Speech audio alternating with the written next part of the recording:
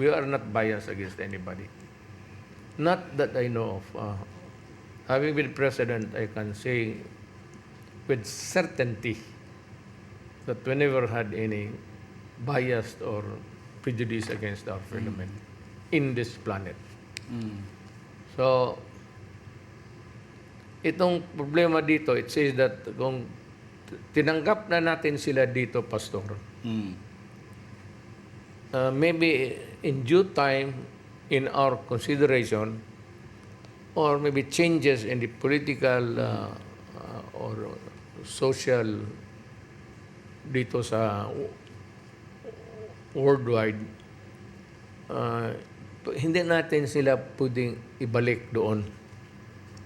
Pag pinapasok nila sa atin dito, we are now prohibited from returning them to the country of origin.